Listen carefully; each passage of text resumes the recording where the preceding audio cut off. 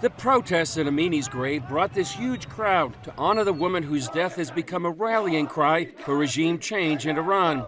40 days is a time when many Iranians remember the death of a loved one.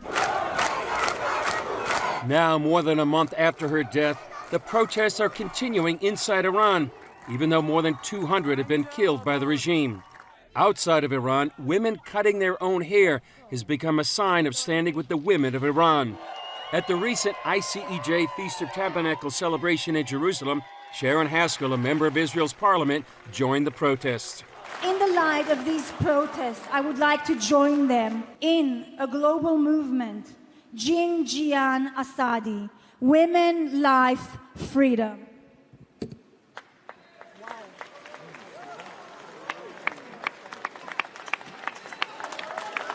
CBN News spoke with Haskell after her address. Just watching the Iranian women and children in the last few days and how brave they are, risking their own lives to march down the streets, to ask for their freedom, to try and fight for their own future is really heart-wrenching. But this is a chance in history for the rest of the world to stand by the Iranian people, to help them. Haskell said the gathering with 70 nations represented was a unique opportunity. What we have here outside are 2,000 Christian believers that thing can touch their heart. They are the one who can make that difference. They are the one who have the power to influence their government to make that change for those little girls. And that's the most important thing at the moment.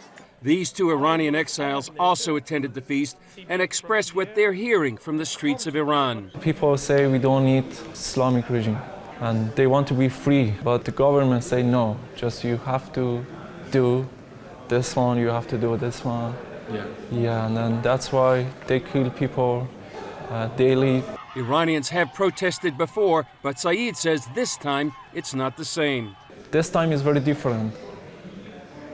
Yeah, because they don't have anything to lose. And as before, the people on the street are looking to the world. There's no help from outside, from strong countries like United States, like so many countries. And right now, people in Iran, they're fighting by themselves, with nothing, with no gun, but they have just heart and just their voice. To believers worldwide, they cried out for these three prayers. Pray for comfort for Iranians hurting and grieving over what's happening, and pray for hurting to find their healing and lasting hope in Christ, and pray for Iranian Christians inside of Iran, that especially in these days we are hearing so many Christians that they are going outside and helping and spreading gospel among non-believers. And if you can just pray these 3 points, that would be perfect. Thank you. Chris Mitchell, CBN News, Jerusalem.